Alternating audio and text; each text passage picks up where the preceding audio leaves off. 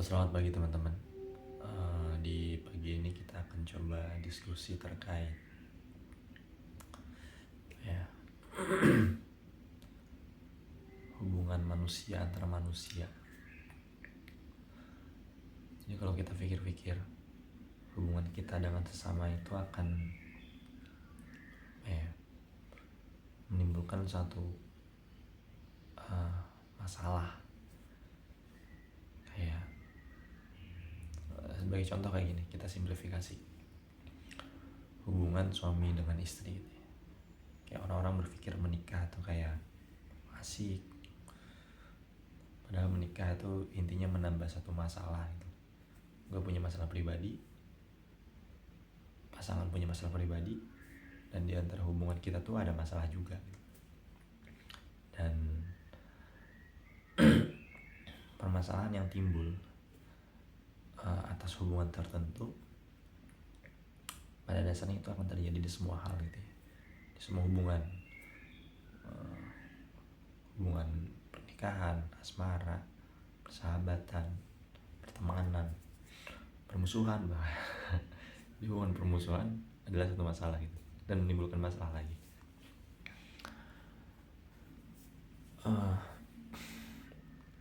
Sometimes kita kan nggak bisa kontrol ya, karena kan setiap individu itu punya rencana, punya cara berpikir, paradigma, punya ego dan perspektif masing-masing. That's why kita nggak bisa memaksakan kehendak orang, kehendak kita kepada orang yang kita jalin hubungan dengannya gitu. Entah itu sahabat, teman, orang tua, pasangan kayak. Dan kadang tuh, atau ya sering kali mungkin di setiap hubungan tuh kita dikecewakan gitu. Kayak si A misalkan udah nggak friend, udah nggak sefrekuensi, misalkan bahasa-bahasa anak sekarang. Ya itu hal wajar, dan suatu saat memang setiap hubungan itu akan ada titik jenuh dan akan ada titik berakhirnya gitu.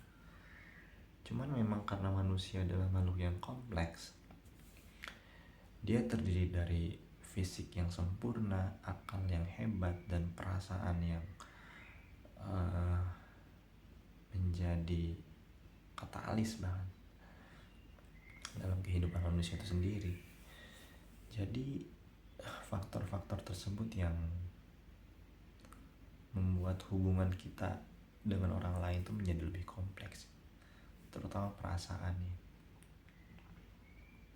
Dan that's why ketika kita merasakan sesuatu yang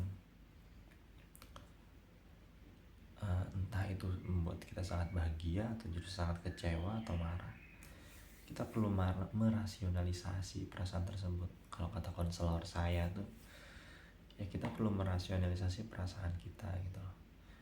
Kalau perasaan itu mengganggu kita atau membuat kita sangat senang dalam setiap kondisi, ya kita harus merasionalisasi perasaan supaya kita bisa berpikir jernih dalam mengambil sikap terhadap hal tersebut gitu loh. Karena memang kalau saya prinsipnya melibatkan perasaan dalam mengambil suatu keputusan, itu akan konsekuensinya akan cukup besar gitu. Entah itu membuat kondisi menjadi lebih buruk gitu kan. Karena ya tadi kita mempertimbangkannya dengan tidak rasional gitu.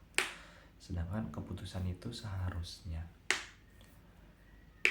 dominan ambil berdasarkan keputusan rasional, bukan berdasarkan keputusan yang irasional ya. Kalau saya bilang feeling itu membuat kita irasional. Dan ya tadi gitu loh, makanya kan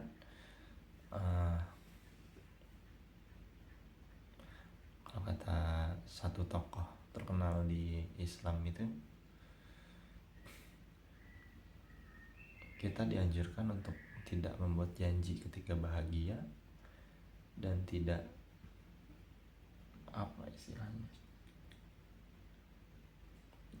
mengambil keputusan ketika marah. Nah, karena ya kita tahu ketika kita sedang bahagia itu rasanya pengen wah gitu kan, pengen ekspresiin, pengen ini pengen itu, sehingga mungkin saja kita menjanjikan suatu hal yang di luar kapasitas kita gitu, ketika kita sedang bahagia. Atau kita ambil keputusan ketika marah. Itu bahaya juga, karena ketika kita marah, yang sedang dominan di dalam diri kita itu perasaannya, bukan rasionalisasinya gitu, bukan rasionalitasnya.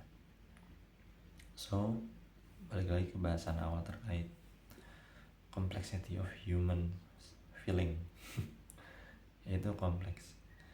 Jadi seandainya kita merasakan sesuatu yang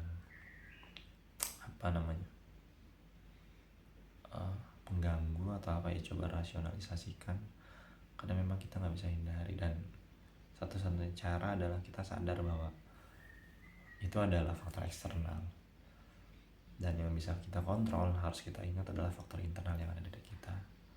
Ya bodo amat lu mau marah, bikin gue kecewa, atau bikin gue jengkel dan lain sebagainya. Yang penting kita bisa merasionalisasikan hal tersebut dan sadar bahwa itu faktor eksternal, sehingga kita bisa berpikir, oke, apa yang bisa gue respon terhadap hal tersebut, gue harus merespon seperti apa supaya gue doing well, bisa baik-baik aja gitu. Mungkin cukup sekian video dari saya. Terima kasih, sampai jumpa.